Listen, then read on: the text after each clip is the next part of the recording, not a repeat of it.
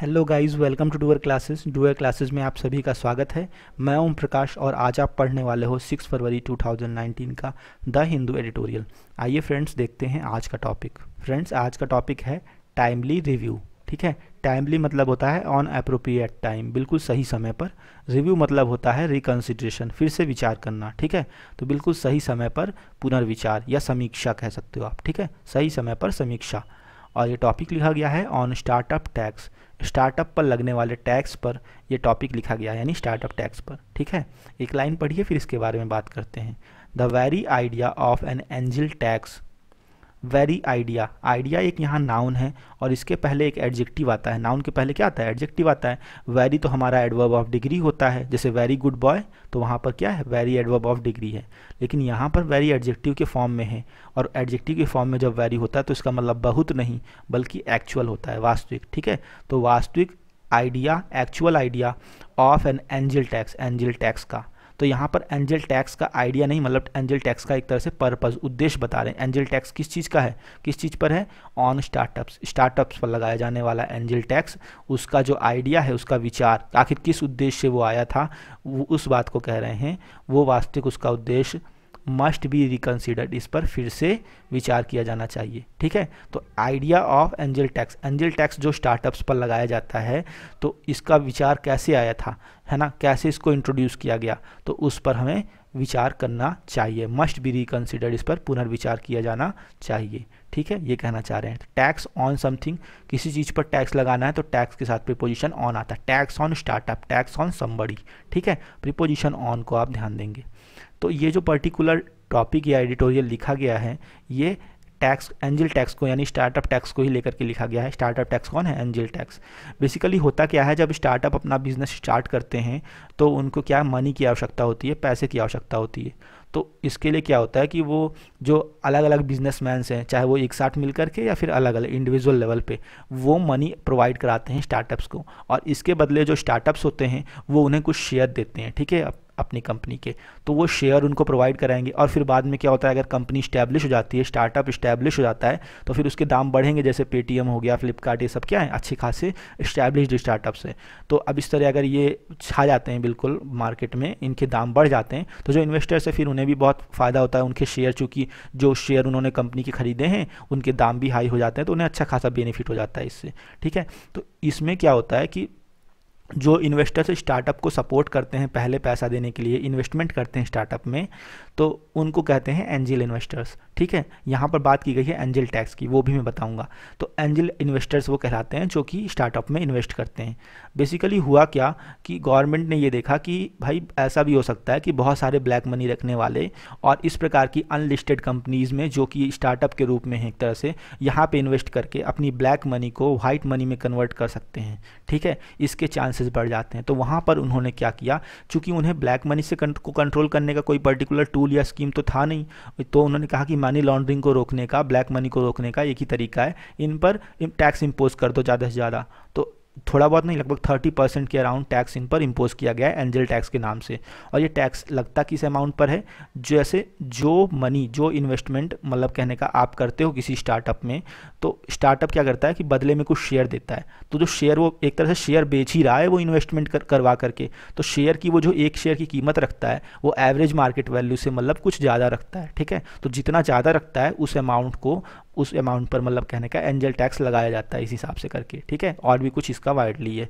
तो इस प्रकार से एंजल टैक्स इंप्लीमेंट किया जाता है। जो पर्टिकुलर उद्देश्य है एंजल टैक्स का, वो सिर्फ क्या है, मनी लॉन्ड्रिंग के केसेस को, फ्रॉड के केसेस को, खासकर ब्लैक मनी वगैरह इस प्रकार की चीज़ों को रोकना इसका उद्देश्य था। जो कि 2012 में इस एंजल टैक्स को प्रणब मुखर्जी जी उस समय जब वित्त मंत्री थे, इनके द्वारा इंट्रोड्यूस किया गया था। ठीक है, एंड वो उसकी मतलब यूपीए की गवर्नमेंट में।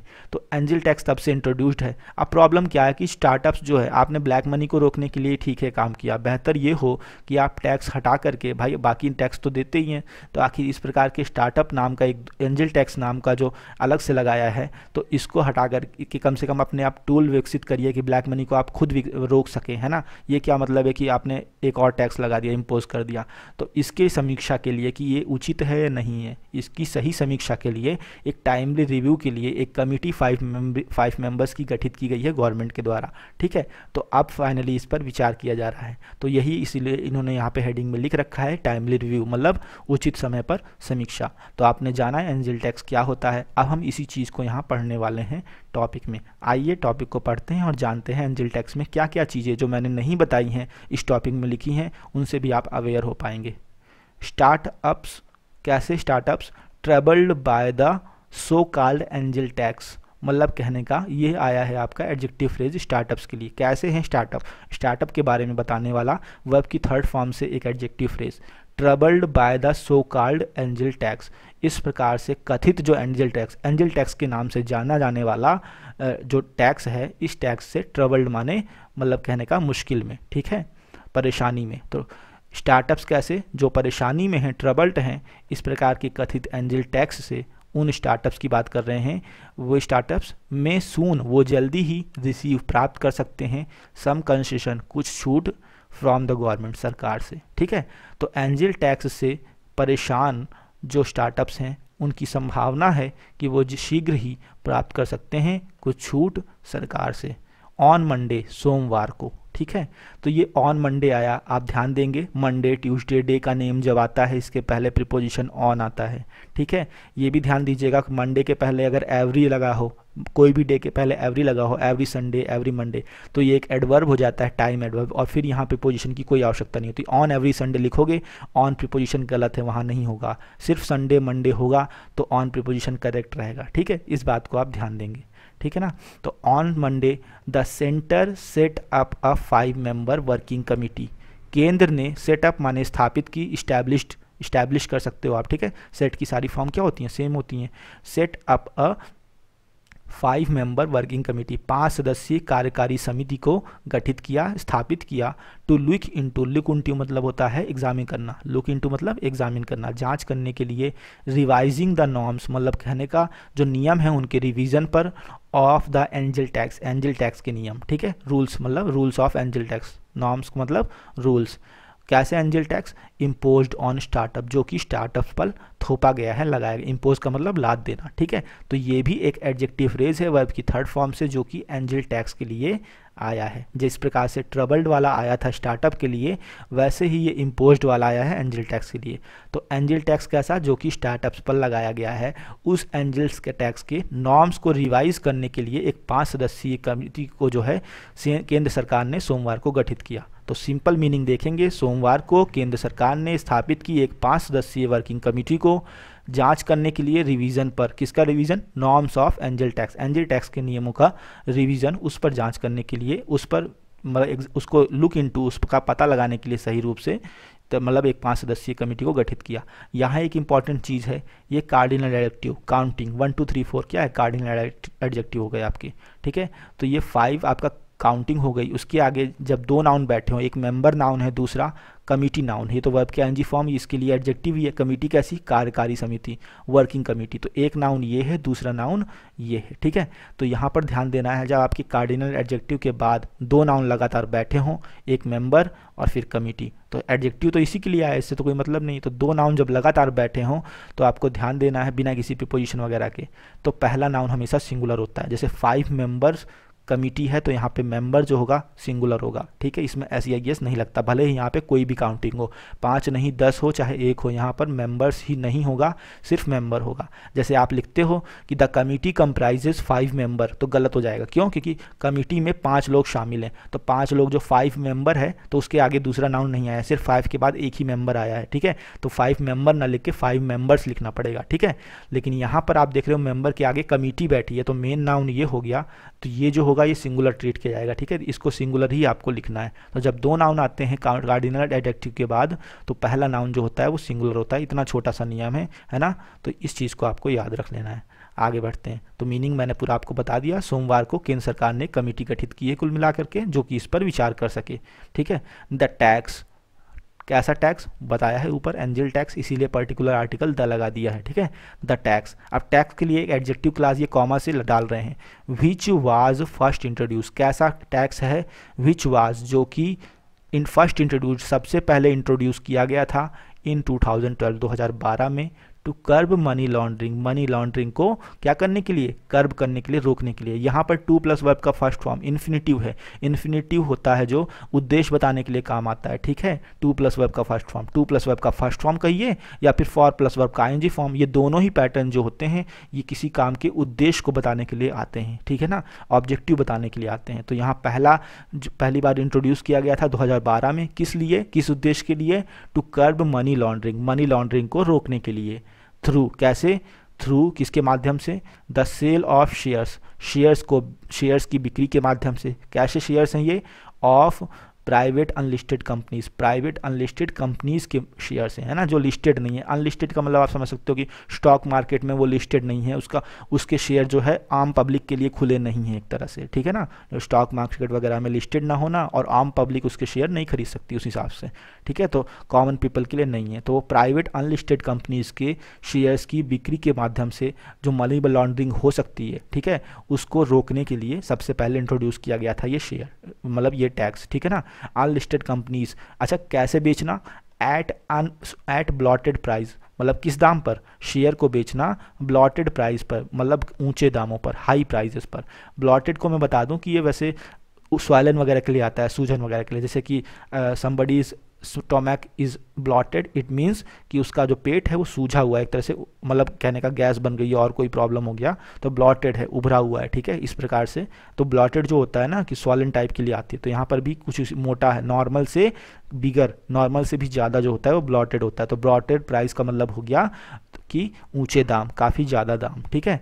तो मीनिंग कि अब ये कॉमा से इन्होंने अलग कर दिया, तो एडजेक्टिव फ्रेज आपका, सॉरी एडजेक्टिव क्लास जो है यहाँ पर ये अलग हो गया, ठीक है ना। यहाँ से लेके यहाँ तक एडजेक्टिव क्लास था वो किसके लिए था, टैक्स के लिए। अब टैक्स की हेल्पिंग वर्ब यहाँ आ रही है हैज़।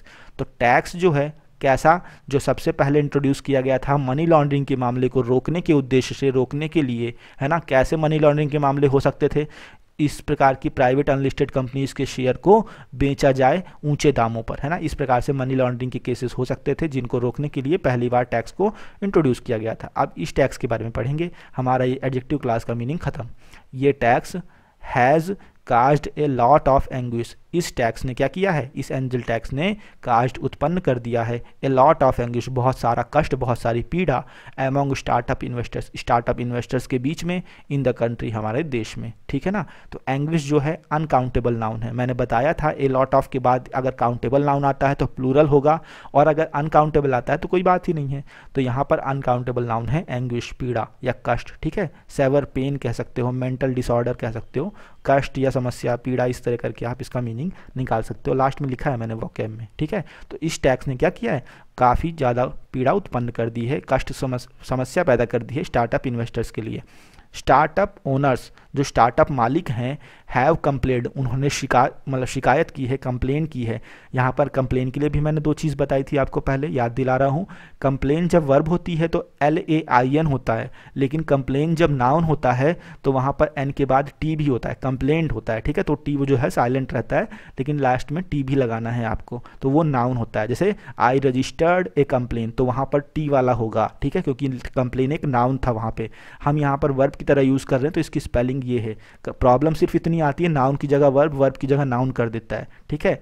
तो ये चीज़ आपको ध्यान रखनी है। स्टार्टअप ओनर्स हैव कंप्लेन, इन्होंने शिकायत की है दैट की इनकम टैक्स ऑफिशियल, जो इनकम टैक्स अधिकारी हैं, हैव आस्क्ड, इन्होंने कहा है, मैनी स्टार्टअप्स, कई सारे स्टार्टअप से, to cough up money, cough up का मतलब होता है टू गिव समथिंग अनविलिंगली, अनिच्छा के साथ दीजिए, ठीक है। तो कई इनकम टैक्स ऑफिशियल ने कहा है बहुत सारे स्टार्टअप से टू कफ ऑफ मनी, की गिव मनी मतलब पैसा दीजिए, वैन जब दे ट्राई टू अट्रैक्ट, कब ऐसा कहा, जब दे मतलब ये स्टार्टअप ओनर्स, ये स्टार्टअप ओनर्स ने ट्राई टू अट्रैक्ट कैपिटल, अपनी कैपिटल को अट्रैक्ट करने की कोशिश की। कैपिटल अट्रैक्ट करना मतलब ज़्यादा से ज़्यादा इन्वेस्टर्स को अपने पास बुलाना, ठीक है। जब उन्होंने इन्वेस्टमेंट की पॉलिसी शुरू की कि आइए भैया हमारे में इन्वेस्ट कीजिए, हमारे स्टार्टअप में, तो उन्होंने अट्रैक्ट किया कैपिटल को इनटू देयर एंटिटीज, अपने पर्टिकुलर कंपनीज वगैरह में। कैसे, बाय इशूइंग न्यू शेयर, अपने नए शेयर जारी करके, ठीक है। जब उन्होंने नए शेयर जारी करके और अपने इन्वेस्टमेंट को मतलब अपने कैपिटल को अट्रैक्ट करने की कोशिश की अपने एंटिटीज़ में,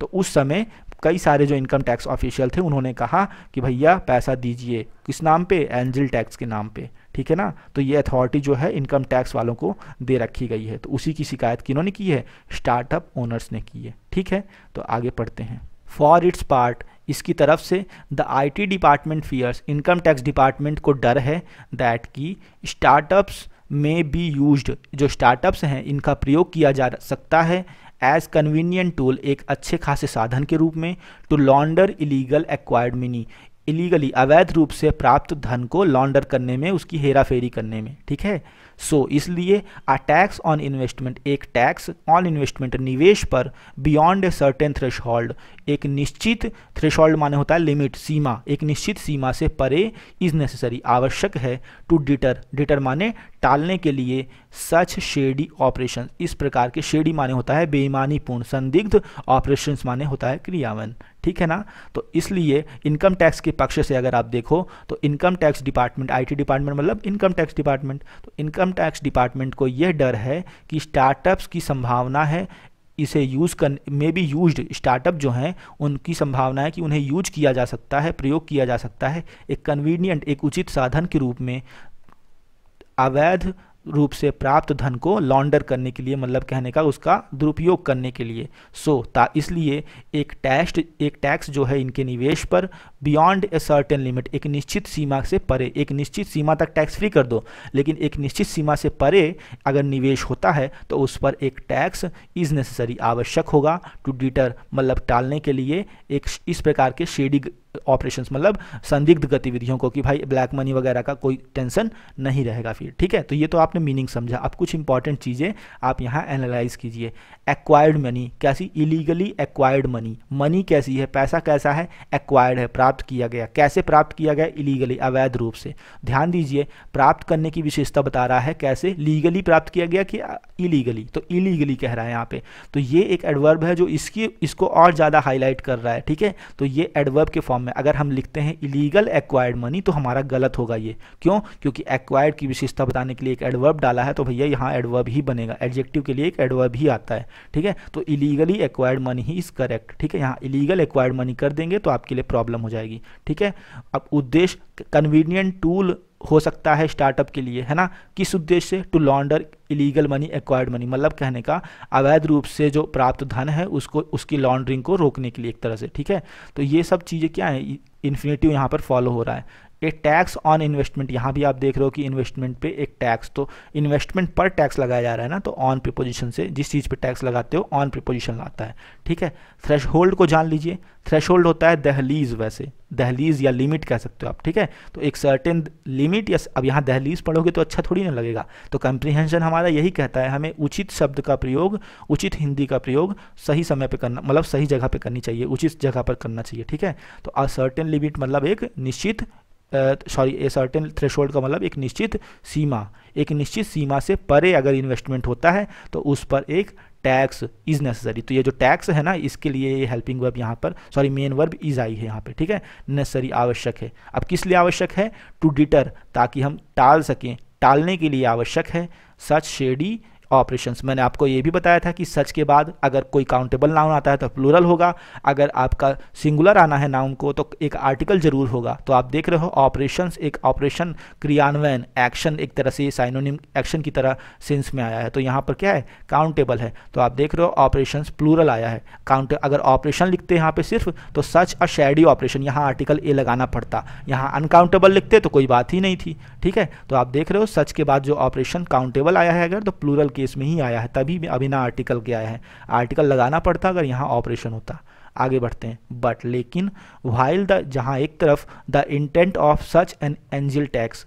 ठीक है, अब देखिए यहाँ पर एंजिल टैक्स आया ना, टैक्स यहाँ पर सिंगुलर है, और तो आर्टिकल एन लगाया कि नहीं लगाया? बिल्कुल लगाया है। तो सच के बाद या तो प्लूरल आएगा काउंटेबल नाउन, या सिंगुलर आ रहा है तो एक आर्टिकल लगेगा जो कि सच के पहले नहीं, सच के बाद होगा। ये एक एडजेक्टिव है ना, लेकिन इसके बाद आर्टिकल आता है, पहले नहीं आता है। तो इस चीज़ को याद रखेंगे। जहाँ एक तरफ इंटेंट, इंटेंट मतलब होता है इरादा, उद्देश्य, of such an angel tax, इस प्रकार के एंजल टैक्स का उद्देश्य में भी जस्टिफाइबल, ये उचित होने की संभावना है, ये उचित ठहराया जा सकता है। वहीं दूसरी तरफ आर्बिट्रेरी नेचर, मनमाना तरीका ऑफ इट, इसका मीन्स मतलब मनमाने ढंग से इसे वसूलना, एक तरह से इस प्रकार का मनमाना तरीका। मीन्स इसका मतलब क्या है, means the cost of unintended consequences, मतलब अनइंटेंडेड गैर इरादतन, एक तरह से बिना इरादे के कंसिक्वेंसेस, जो नतीजे, नतीजे माने एक तरह से बेनिफिट्स यहाँ पर, ठीक है। तो जो कीमत है अनइंटेंडेड कंसिक्वेंसेस की, मतलब गैर इरादतन जो बेनिफिट प्राप्त हो रहे हैं, फ़ायदे प्राप्त हो रहे हैं, मुनाफा प्राप्त हो रहा है, उसकी कीमत कुड बी लार्जर, काफ़ी ज़्यादा हो सकती है, काफ़ी ज़्यादा हो सकती है, दैन किसकी अपेक्षा, दैन द सपोज्ड बेनिफिट्स, उम्मीद की गई है जितने फ़ायदों की उनसे, ठीक है। मतलब मनमाने ढंग से अगर मतलब एक तरह से इस प्रकार की प्रकृति से ये मतलब एंजल टैक्स वसूला जा रहा है, तो इससे सीधा सीधा मतलब हो सकता है कि बिना उद्देश्य के अगर यहाँ से मुनाफे की बात करो तो अच्छा खासा फ़ायदा हो सकता है, उम्मीद जितनी उम्मीद है बेनिफिट की उससे, मतलब एंजल टैक्स से भी अच्छा खासा ये लोग वसूल सकते हैं, इसीलिए तो ये लोग इस तरह से वसूल लगा रहे हैं, ठीक है। यहाँ इंपॉर्टेंट चीज़ दैन कंपरेटिव आया, तो कंपरेटिव में THAN वाला दैन होता है, और वो एडवर्ब, टाइम एडवर्ब वाला देन THEN मत कर दीजिएगा, नहीं तो गलत हो जाएगा, ठीक है। और लार्जर है, अब मोर लार्ज कर देगा तो गलत, जिस चीज़ का कंपरेटिव बनता है उसको कंपरेटिव फॉर्म में लिखेंगे, जिसका नहीं बनता है कंपरेटिव उसमें मोर लगता है, तो मोर लार्ज लिख देगा तब भी गलत है, मोर लार्जर लिख देगा तब भी गलत है, ठीक है ना। In trying to curb money laundering, money laundering को कर्ब माने रोकने के उद्देश्य से, मतलब इन ट्राइंग प्रयास करना, to curb money laundering, money laundering को रोकने के लिए प्रयास करने के लिए section 56 to 7B of the Indian income tax act, income tax act का ये जो सेक्शन है 1961 का, गिव्स प्रदान करता है income tax officials, income tax अधिकारियों को क्या प्रदान करता है, अ फ्री हैंड, एक स्वतंत्रता, टू हैरास मतलब परेशान करें, हैरास, इवन जेन्युइन स्टार्टअप, एक असली स्टार्टअप को भी, कैसा स्टार्टअप, लुकिंग, जो कि लुकिंग टू रेज, जो कि प्रयास कर रहा हो एक तरह से, टू रेज इकट्ठा करना, बढ़ाना इन्वेस्टमेंट, अपने निवेश को, फॉर देयर ग्रोथ, इनके ग्रोथ माने वृद्धि के लिए, अपने आगे की उन्नति के लिए। मीन्स कहने का मनी लॉन्ड्रिंग को रोकने के प्रयास में जो सेक्शन इसके तहत जो है, मनी लॉन्ड्रिंग को रोकने का प्रयास में जो सेक्शन 56 है, ये प्रदान करता है इनकम टैक्स अधिकारियों को एक स्वतंत्रता कि वो परेशान करें वास्तविक स्टार्टअप को भी, उस स्टार्टअप को जो कि प्रयास क्या कर रहा हो, लुकिंग टू इनरेज, अपने इन्वेस्टमेंट को बढ़ाने के लिए, ग्रोथ के लिए अपने इन्वेस्टमेंट को बढ़ाने का प्रयास कर रहा है, उसे भी हैरास करें। तो हैरास करने का मतलब यहाँ नहीं कि वो उसे परेशान करेंगे, हैरास करने का मतलब यहाँ कि उससे भी मतलब कहने का बताते रहें कि भाई एंजल टैक्स आपको भी लग सकता है इस हिसाब से, ठीक है ना, तो उसको भी जागरूक रखें एक तरह से। यहाँ पे हैरास का मतलब है, हैरास और एम्बेरस का मतलब इन दोनों स्पेलिंग में बहुत कंफ्यूजन होता है, हैरासमेंट और एम्बेरसमेंट। इस चीज़ को याद रखिए कि हैरासमेंट में एक आर होता है, एम्बेरसमेंट में डबल आर और डबल एस दोनों होते हैं, ठीक है। तो इतना याद रखेंगे तो दोनों स्पेलिंग में प्रॉब्लम नहीं होगी आपको। अंडर द एक्ट, इस एक्ट के तहत, यही IT एक्ट की बात कर रहे हैं, इस एक्ट के तहत the IT department is free, income tax department बिल्कुल स्वतंत्र है, टू आर्बिट्रेरली मनमाने ढंग से डिसाइड, निर्णय करने के लिए, निर्धारित करने के लिए, the fair value of company share, company के शेयर की उचित जो वैल्यू है उसको, ठीक है ना, एंड टैक्स, और टैक्स लगाने के लिए स्टार्टअप्स पर, ठीक है ना भाई, फेयर वैल्यू शेयर की निर्धारित करेंगे। ये किसको फ्री हैंड दिया गया है, ये फ्रीडम दी गई है IT डिपार्टमेंट को। अब जो भी कंपनी अपने शेयर बेचती है एंजल इन्वेस्टर्स को, तो उसके जो शेयर की फेयर वैल्यू है वो निर्धारित करेंगे IT डिपार्टमेंट वाले, और उससे जितना भी ज़्यादा है अमाउंट वो इनकम में ऐड करके उसके, और उस हिसाब से वो टैक्स अप्लाई करेंगे उसमें, ठीक है। तो फेयर वैल्यू क्या होगी क्या नहीं होगी, मार्केट से कितना ज़्यादा पे शेयर वो बेच रहा है, ये मतलब कहने का बेचने का काम तो वो खुद करेगा, लेकिन उसकी कीमत कितनी ज़्यादा है ये IT डिपार्टमेंट वाले तय कर लेंगे, ठीक है। तो इस एक्ट के तहत जो IT डिपार्टमेंट है वो स्वतंत्र है मनमाने ढंग से, मनमाना मतलब होता है अपनी इच्छा अनुसार। अब मनमाना शब्द कहीं गलत भी समझ में आता है, अब यहाँ IT डिपार्टमेंट वालों के लिए मनमाना शब्द यूज़ करोगे तो अच्छा नहीं है ना, तो आप अपने हिसाब से यूज़ कर लीजिए, वो सही रहेगा। तो IT डिपार्टमेंट स्वतंत्र है अपने हिसाब से निर्णय लेने के लिए, द फेयर वैल्यू, उचित कीमत को लेकर कंपनी के शेयर के, और साथ में टैक्स लगाने को स्टार्टअप पर, ठीक है ना। तो ये चीज़ है। अब टू डिसाइड करना, और फिर एंड टैक्स स्टार्टअप, और टैक्स लगाना स्टार्टअप पर, ठीक है। तो यहाँ टैक्स क्या एक वर्ब है ना, ये ध्यान दीजिएगा। टैक्स ऑन समथिंग होता है, लेकिन टैक्स समबडी या टैक्स समबडी या समथिंग, ठीक है। जब टैक्स वर्ब के रूप में आता है तो बिना प्रीपोजिशन के किस चीज़ पर टैक्स, जैसे कि मोहन पर टैक्स, तो टैक्स मोहन, तो टैक्स मोहन पर टैक्स लगाना, ठीक है। जैसे रवि टैक्सड मोहन, तो इसका मतलब रवि ने मोहन पर टैक्स लगाया, टैक्स वर्ब थी तो बिना प्रीपोजिशन के आ रहा है, लेकिन टैक्स नाउन होता तो प्रीपोजिशन ऑन फॉलो करता। ऐसे बहुत सारे केसेस हैं। प्रॉब के मामले में हो आपका तो प्रॉब इनटू होता है जब आपका नाउन हो। प्रॉब वैसे प्रॉब समबडी या प्रॉब समथिंग तो सिंपली वर्ब के फॉर्म में आता है। ऐसे बहुत सारे क्वेश्चन हैं जिस पर लगातार क्वेश्चन बनते रहते हैं, ठीक है। तो फेयर मतलब कहने का और स्टार्टअप पर टैक्स लगाना, इफ़ यदि द प्राइस कीमत एट विच जिस पर देयर न्यू शेयर कंपनी के नए शेयर आर सोल्ड बेचे जाते हैं टू इन्वेस्टर्स निवेशकों को इज हायर कहीं ज़्यादा है दैन द फेयर वैल्यू मतलब कहने का उचित मतलब जो फेयर वैल्यू है उससे of the share in share की जो वास्तविक कीमत है उससे कहीं ज़्यादा कीमत पर अगर शेयर मतलब कहने का नए शेयर कंपनी के बेचे जाते हैं तो इसका निर्धारण कौन करेगा, ये एक आईटी कंपनी वाले। तो पूरा मीनिंग आप देख लीजिए पहले, तब आपको समझ आएगा। इस एक्ट के तहत आईटी डिपार्टमेंट स्वतंत्र है अपने हिसाब से ये निर्णय लेने को कि फेयर वैल्यू कंपनी के शेयर की क्या होगी और उस पर टैक्स लगाने को, ठीक है। यदि जो कीमत है जिस पर कि नए शेयर बेचे जा रहे हैं, ये price at which new shares are sold to investors, ये जो कीमत है इज हायर कहीं ज़्यादा हो fair value of new share मतलब वास्तविक जो शेयर की मार्केट में जो प्राइस है उससे कहीं ज़्यादा शेयर पर अगर इन्वेस्टर्स बेच मतलब कहने का स्टार्टअप बेच रहा है इन्वेस्टर्स को अपने शेयर, तो उसकी कीमत का निर्धारण आईटी कंपनी वाले कर सकते हैं। तो यहाँ आप देखोगे जो तो प्राइस है ना, प्राइस के लिए मेन वर्ब आई है इज, ठीक है। एट विच, अब ये जो है एडजेक्टिव क्लॉज इन्होंने पूरा डाल दिया है। At which the new share are sold to investors, ठीक है, उस कीमत पर जिस पर नए शेयर जो है इन्वेस्टर्स को बेचे जाते हैं वो कीमत इज हायर अगर ये ज़्यादा है than the fair value of these shares, ठीक है। तो ये प्राइस के लिए इज आया है, ये चीज़ ध्यान दीजिएगा। आगे बढ़ते हैं। The broad brush tax on all investments means an unnecessary cost is imposed on wider startup community.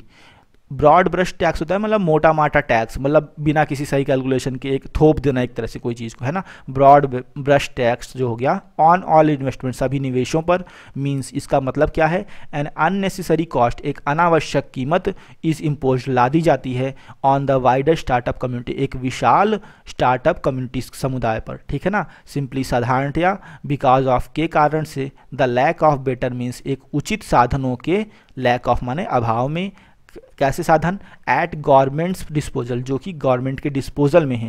Eight somebody's disposal का मतलब होता है अवेलेबल फॉर यूज़ किसी के उपयोग के लिए उपलब्ध।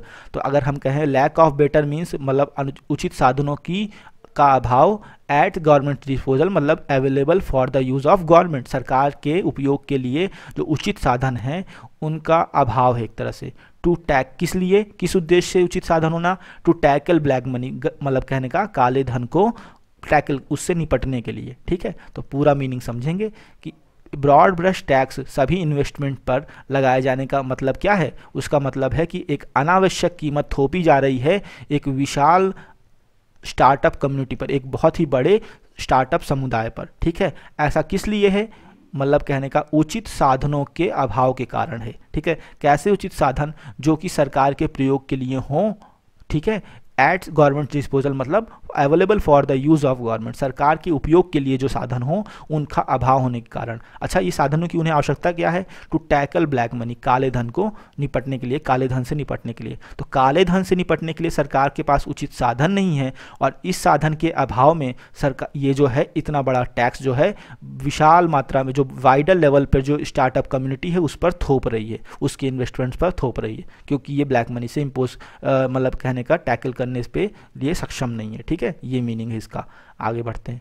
The committee set up by the government मतलब सरकार के द्वारा स्थापित की गई, ये आपका एडजेक्टिव फ्रेज है। अब सेट का तो वर्ब आप कैसे डिसाइड कर पाओगे किस फॉर्म में, सेम होता है फॉर्म। तो कमिटी कैसी, जो कि सरकार के द्वारा स्थापित की गई है, वो कमिटी विल क्या करेगी, अब ये बीच में इन्होंने कुछ डाला है, एमॉन्ग अदर थिंग्स अन्य चीज़ों के साथ साथ अन्य चीज़ों के बीच में ये कमेटी जो कि सरकार के द्वारा स्थापित की गई है विल करेगी, क्या करेगी, विल कंसीडर विचार करेगी किस चीज़ पर, रेजिंग द थ्रेशहोल्ड मतलब कहने का जो लिमिट है जो सीमा है उसको बढ़ाने पर विचार करेगी, बियॉन्ड विच जिसके परे न्यू इन्वेस्टमेंट जो नया निवेश है इनटू स्टार्टअप्स में विल बी टैक्स्ड मतलब कहने का टैक्स किया जाएगा। अब वो नई सीमा का निर्धारण करेगी जिसके आगे अगर और ज़्यादा इन्वेस्टमेंट होता है तो फिर टैक्स लिया जाएगा, ठीक है ना। तो यहीं पे इनका कहने का मतलब यही है कि कमेटी जो है अब विचार करेगी नई लिमिट पर, नई लिमिट का मतलब कहने का नई कंसीडर रेजिंग द थ्रेशोल्ड, मतलब लिमिट को बढ़ाने का प्रयास करेगी, बढ़ाने पर विचार करेगी। कैसी लिमिट? बियॉन्ड विच, जिसके परे नया इन्वेस्टमेंट जो है स्टार्टअप में वो टैक्स किया जाएगा। इट इज़ एक्सपेक्टेड, ये उम्मीद है, दैट की startups with aggregate paid share capital, जो स्टार्टअप हैं जिनका एग्रीगेट माने टोटल, एक तरह से टोटल पेड शेयर जो है कैपिटल, पेड शेयर का जो कैपिटल है, पूंजी है, एंड शेयर प्रीमियम, और जो उनकी किस्त है of less than 25 crore, 25 crore से कम है, अगेंस्ट द प्रीवियस, पिछले के मुताबिक, against the previous threshold, against the previous limit, पिछली सीमा के मुताबिक, ऑफ ओनली 10 करोड़। पहले सीमा कितनी थी? 10 करोड़। पिछली 10 करोड़ की सीमा के मुताबिक अब अगर aggregate total paid share capital और जो शेयर प्रीमियम है वो 25 करोड़ से कम है ना, तो विल नॉट बी टैक्स्ड, तो उसको टैक्स नहीं किया जाएगा, ठीक है। वाइल, जबकि अट्रैक्टिंग न्यू इन्वेस्टमेंट, जब आप नए इन्वेस्टमेंट को अट्रैक्ट कर रहे हो, मतलब नया इन्वेस्टमेंट ले रहे हो, ठीक है। तो पहले लिमिट थी 10 करोड़ की, अब क्या है, अब 25 करोड़ की ये कह दिए हैं, अब इन्होंने रेज कर दिया है थ्रेशोल्ड को, ठीक है। तो थ्रेशोल्ड लिमिट के लिए यहाँ आ रहा है, दहलीज होता है मतलब, ठीक है, सीमा एक तरह से। This would definitely make life easier, ये निश्चित रूप से बना देगा जीवन को आसान, टू अ सर्टेन एक्सटेंट, कुछ हद तक, फॉर एंजल इन्वेस्टर्स, एंजल निवेशकों के लिए, एंड स्टार्टअप्स, और स्टार्टअप्स के लिए, ठीक है। आगे बढ़ते हैं। बट, लेकिन it will not address the real problem, ये जो मतलब बढ़ाना है, ये इट विल नॉट एड्रेस, ये नहीं संबोधित कर पाएगा द रियल प्रॉब्लम, असली समस्या को, असली समस्या को ये नहीं सुलझा पाएगा। विथ एंजल टैक्स, जो कि एंजल टैक्स के साथ है, which has to do with the unbridled power, which has to do, जिसका कुछ काम है, कोई लेना देना है, विद द अनब्रिडल्ड पावर, मतलब कहने का अनकंट्रोल्ड पावर, अनब्रिडल्ड मतलब होता है अनकंट्रोल्ड, है ना, अनियंत्रित शक्ति के साथ जिसका संबंध है। हैज़ टू डू, जैसे has nothing to do with something, इसका इस चीज़ से कोई लेना देना, कोई बिलोंगिंग ना होना, लेकिन अब यहाँ लिखा है has to do with the unbridled power, मतलब जिसका संबंध किससे है? अनब्रिडल्ड पावर, अनकंट्रोल्ड पावर से है। कैसी पावर? दैट इट वेस्ट, जो कि ये प्रदान करते हैं, वेस्ट माने होता है गिव, ठीक है, दैट इट गिव, जो कि ये प्रदान करते हैं, इन the hand of income tax authorities, income tax authority के हाथों में, ठीक है ना। तो काफ़ी ज़्यादा पावर यहाँ पर एंजल टैक्स के मामले में इनकम टैक्स अथॉरिटी को मिली है। तो ये कहना चाह रहे हैं जो असली समस्या है उसको तो ये संबोधित नहीं करेगा जो एंजल टैक्स के साथ है, ठीक है ना। और वो है क्या? विच हैज़ टू, जिसका काफ़ी ज़्यादा has to do with unbridled power, मतलब has the connection with unbridled power, जिसका अनब्रिडल्ड पावर के साथ कनेक्शन है, संबंध है। दैट क्या है? That invests in the hand of income tax authorities, कैसी अनब्रिडल्ड पावर? जो कि ये प्रदान करता है इनकम टैक्स अथॉरिटी के हाथों में। इन्वेस्टर्स, जो निवेशक हैं, फॉरेन और डोमेस्टिक, चाहे वो विदेशी हों चाहे वो घरेलू हों, ऐसे इन्वेस्टर्स में बिकम वैरी, वो चिंतित होने की उनकी संभावना है। Of investing in new ideas, नई आइडियाज़, नए पॉलिसी में इन्वेस्ट करने से चिंतित होने की संभावना है। वह जब दे आर टैक्सड, उन पर टैक्स लगाया जाता है। वाइल रिस्किंग मनी, जब वो अपने पैसे को खतरे में डाल रहे हैं। ऑन अनटेस्टेड वेंचर, बिना टेस्ट किए गए वेंचर्स, जोखिमों पे। भाई अब आप अपना इन्वेस्टर जो है, एंजल इन्वेस्टर्स हैं, वो स्टार्टअप पे पैसा लगा रहे हैं, क्या गारंटी है स्टार्टअप फ़ायदा देगा ही या नहीं देगा, ठीक है। तो वो खतरे को बिना जांचे और उस पर पैसा भी लगाएं, ऊपर से आप टैक्स भी लगा रहे हो उस पर। तो वही ये कहना चाह रहे हैं, इन्वेस्टर्स चाहे वो फॉरेन हो और चाहे डोमेस्टिक हो, उनकी संभावना है चिंतित होने की इस निवेश से, ठीक है। जो नए विचार, मतलब इन न्यू आइडियाज़, जो न्यू आइडियाज़ में जो निवेश हैं उस पर चिंतित होने की इनकी संभावना है। वह जब इन पर टैक्स लगाया जाता है, और ये वाइल एक तरफ जब उस समय जब ये अपने पैसे को भी खतरे में डालते हैं अनटेस्टेड वेंचर्स में, ठीक है। सो इसलिए, और अगर ऐसा नहीं करेंगे तो फिर स्टार्टअप रखा रह जाएगा, जो स्टार्टअप स्टैंड अप पॉलिसी है वो सब ऐसे ही धराशायी हो जाएगी, ठीक है। सो इसलिए, क्योंकि गवर्नमेंट कितना हेल्प करती है आप समझ ही सकते हो। सो गवर्नमेंट, इसलिए जो सरकार है, शुड लुक टू, उसे ध्यान देना चाहिए, विचार करना चाहिए, टू विथड्रॉ, वापस लेने पर, द एंजल टैक्स को, ठीक है। एंड फोकस, और ध्यान देना, केंद्रित करना चाहिए, इंस्टीड, इसके बदले, मतलब एंजल टैक्स के बदले कहाँ ध्यान देना चाहिए? Focus on building the capability, अपनी क्षमता को बनाए, निर्माण करे, टू बेटर आइडेंटिटी, अच्छे तरीके से आइडेंटिफाई मतलब पता लगाने में, एंड रीन इन माने होता है कंट्रोल करने में, नियंत्रित करने में, इलीगल वेल्थ, अवैध धन को, ठीक है ना। तो इसलिए सरकार को क्या चाहिए कि वो विथड्रॉ कर ले एंजल टैक्स को और अपना ध्यान केंद्रित करें क्या करने में, अपनी क्षमता को निर्माण करने में। कैसी क्षमता का निर्माण करने के में, टू आइडेंटिफाई, ताकि वो पता लगा सके और कंट्रोल भी कर सके अवैध धन को, ठीक है ना। तो फोकस ऑन समथिंग, ठीक है। तो प्रीपोजिशन के बाद वर्ब की आईएनजी फॉर्म आती है, क्योंकि प्रीपोजिशन के बाद हमेशा एक ऑब्जेक्ट चाहिए होता है और वो एक जीरंड बन सकता है अगर वर्ब है तो, है ना। वर्ब का आईएनजी फॉर्म जीरंड जो है नाउन बनता है, एक तरह से नाउन का काम करता है, ठीक है। तो इसलिए प्रीपोजिशन के बाद एक ऑब्जेक्ट चाहिए, इसलिए वर्ब अगर आ रही है प्रीपोजिशन के बाद तो आईएनजी फॉर्म की ही आएगी। विदाउट मतलब कहने का सिर्फ आप अगर एक्सेप्ट इन्फिनिटिव केस में होता है टू के बाद वर्ब की फर्स्ट फॉर्म आती है। बाकी प्रीपोजिशन के बाद एक ऑब्जेक्ट चाहिए होता है, तो अगर आप वर्ब बैठा रहे हो प्रीपोजिशन के बाद तो वर्ब की आईएनजी फॉर्म में ही डालोगे, ठीक है। अदरवाइज अन्यथा it risk killing the nascent startup ecosystem in the India. Nascent होता है नवजात, मतलब अभी अभी डेवलप होने वाला, अभी भी पूरा पूरा डेवलप ना हुआ हो, ठीक है। तो वो उसे नवजात टाइप का आप कुछ कह सकते हो, ठीक है। तो इट रिस्क ये खतरे में डाल देगी, किलिंग द नेसेंट स्टार्टअप, और मतलब एक तरह से हत्या कर देगी, समाप्त कर देगी नेसेंट स्टार्टअप, मतलब जो नए नए स्टार्टअप्स का इकोसिस्टम है, माहौल है उसको, इन द कंट्री मतलब देश में जो नए नए स्टार्टअप का माहौल है, मतलब नए नए स्टार्टअप्स स्टार्ट हो रहे हैं, तो इसको क्या करें, इसके खतरे को समाप्त कर देगी, मतलब इसकी किलिंग को खतरे में डाल रही है एक तरह से।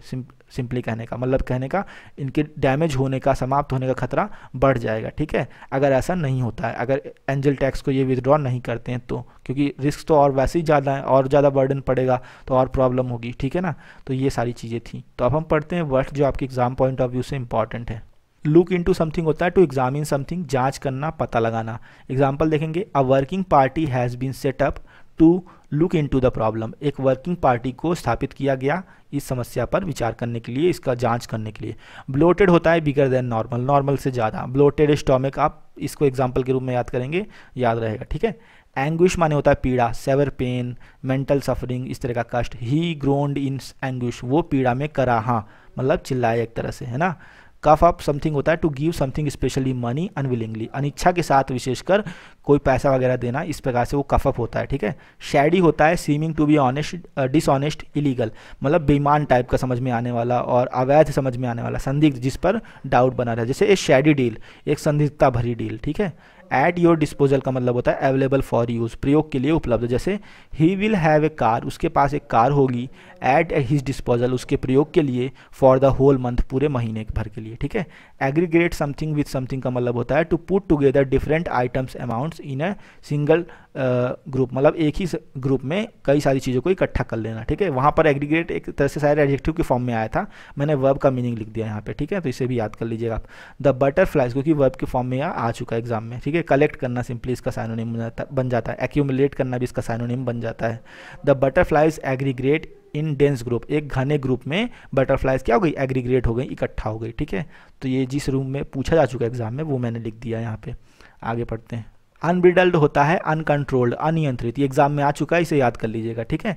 एग्जाम्पल देखेंगे, he unbridled greed made him, ये ही नहीं है, हिज है, ठीक है। His unbridled greed made him corrupt and led to his downfall, मतलब कहने का उसकी अनियंत्रित जो भूख है, मेड हिम, उसको बना दिया इसने क्या, करप्ट, भ्रष्टाचार, मतलब भ्रष्ट बना दिया, एंड लेड हिम, और इसको ले गई, टू हिज डाउनफॉल, उसके पतन की ओर, ठीक है।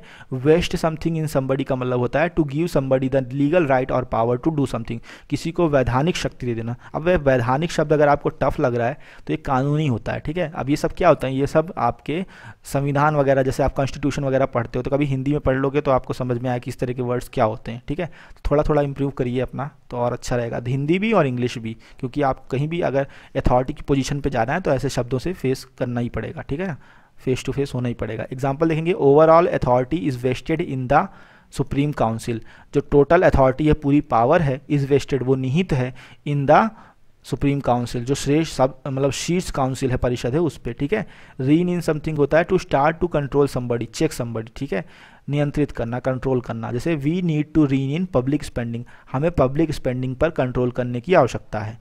एग्जाम्पल देखेंगे दूसरा, she kept her emotions tightly reined in, उसने अपने भावनाओं को रखा कैसे, टाइटली, बहुत ही मतलब मजबूती के साथ, रीन्ड इन, कंट्रोल लेवल पे, ठीक है। नेसेंट होता है बिगिनिंग टू एग्जिस्ट, जो अभी अभी मतलब आया हो, और येट टू बी डेवलप्ड, अभी भी उसे विकसित होना बाकी हो, तो अविकसित कह सकते हो आप, या फिर नवजात कह सकते हो, ठीक है। एग्जाम में पूछा जा चुका है, इसलिए इसे भी आप याद करेंगे, ठीक है। काफ़ी वर्ड्स ऐसे आते हैं जो एग्जाम में पूछे जा चुके हैं, तो अगर आपको याद नहीं है तो आप इन्हें बिल्कुल याद करिए।